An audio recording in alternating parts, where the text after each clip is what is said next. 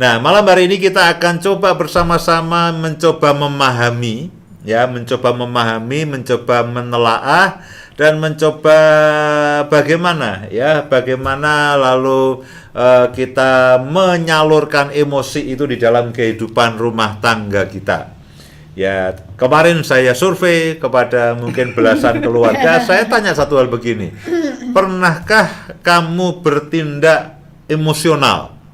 Bersikap emosional atau mengucapkan sesuatu dengan emosional, tentu dalam konteks ini emosi yang negatif kepada pasanganmu.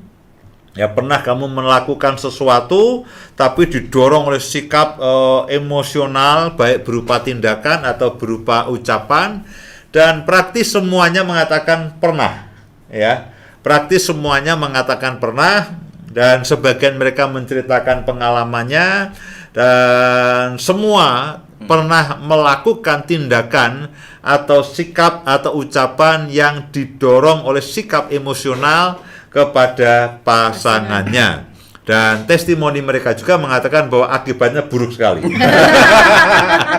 Akibatnya buruk sekali. Nah, malam hari ini kita coba, ayo kita pahami sama-sama, karena ini sesuatu yang setiap hari kita kadang-kadang kita alami, ya. Sering kali kita alami, dan kadang-kadang datangnya tidak diundang, perginya juga tidak pamitan, dan tiba-tiba muncul begitu saja, meledak begitu saja, dan kadang-kadang sikap emosional sesaat itu merusak suasana yang kita bangun dan situasi yang kita sudah rencanakan bagus jadi berantakan.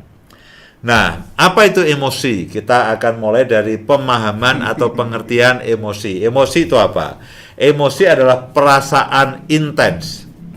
Ya, perasaan intens yang kita ditujukan kepada seseorang atau kepada sesuatu keadaan atau situasi. Ya, bisa kepada seseorang, ya dalam hal ini tentu kepada istri atau suami kita, atau kepada anak-anak, ya. Jadi kepada seseorang atau kepada situasi atau kepada keadaan. Nah, jadi bisa dikatakan emosi itu merupakan reaksi, ya, reaksi kita kepada seseorang atau kepada keadaan atau kepada kejadian tertentu. Nah, emosi itu bisa berupa sesuatu yang positif, ya, ditunjukkan ketika orang senang mengenai sesuatu, atau juga ketika orang marah mengenai sesuatu. Senang kepada orang, atau marah kepada seseorang, senang kepada keadaan tertentu atau marah kepada keadaan tertentu. Jadi pada dasarnya emosi itu netral. Yeah. Emosi itu netral, ya. Orang mengatakan aku cinta kepadamu setengah mati, lah, itu emosional. Itu emosional. Sudah tidak nalar. Setengah mati malah repot. Aku cinta kepadamu setengah mati, ya, malah kasihan kasihan pasangan yang ngerawat orang setengah mati kan malah repot. Ya, tapi itulah luapan emosi, ya. Kalau kita mengatakan aku cinta padamu, ya, tidak ada gerengnya, tidak ada emosinya. Aku cinta padamu sambil lari di tengah hujan, lalu slow motion, ya, lalu kepleset sama-sama. Ya, jadi pada dasarnya emosi itu sesuatu yang netral, ya. Orang bisa emosi yang positif ataupun emosi yang negatif. Nah, memang secara umum orang lebih perhatian dan lebih aware kepada emosi yang negatif. Emosional, orang itu emosional, selalu konotasinya adalah negatif. Nah, ketika itu terjadi, akibatnya apa, ya? Ketika ada hal-hal yang negatif itu, lalu emosi kita tuh meledak, minta disalurkan. Nah, akibatnya apa? Berupa sesuatu yang takut, marah, jengkel, sedih, dan sebagainya. Tapi sebaliknya, emosi yang positif, yang ketika kita melakukan hal-hal yang baik dengan pasangan kita, kita melayani pasangan kita, kita mencintai, kita memberikan hadiah, kita memberikan gift dan sebagainya. Nah, ketika itu disalurkan, nah itu akan bagus. Menjadikan kehidupan rumah tangga menjadi ceria, menjadi menyenangkan, karena ketika kita senang, kita emosi kita luapkan. Ya, tentu bukan berarti berlebihan saking senangnya lalu gelas dibanting, ya itu tidak. Ya, supaya kenapa? Supaya rame, Pak. Itu tidak. Nah, ada juga yang disebut dengan kecerdasan emosional. Itulah kemampuan seseorang untuk mengelola. Ya, ketika dia menerima satu keadaan, menerima, kemudian menilai, kemudian mengelola, serta mengontrol emosi dirinya terhadap orang lain ataupun keadaan. Ya, orang yang cerdas emosi adalah orang yang mampu mengontrol, mampu menyalurkan, mampu menahan, mampu mengendalikan akan emosinya.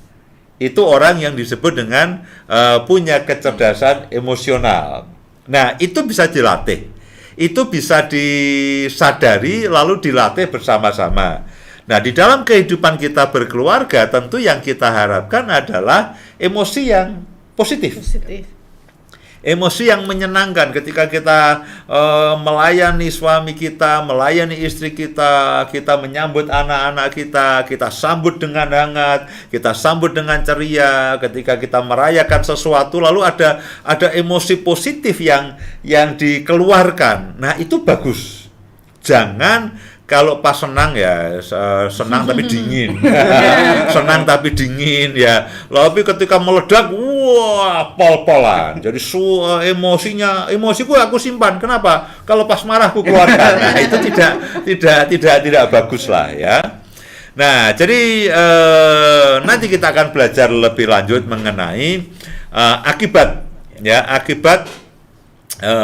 emosi-emosi yang negatif itu seperti apa, kemudian bagaimana mengendalikannya, lalu bagaimana kita mengarahkan emosi positif itu untuk hal-hal yang positif.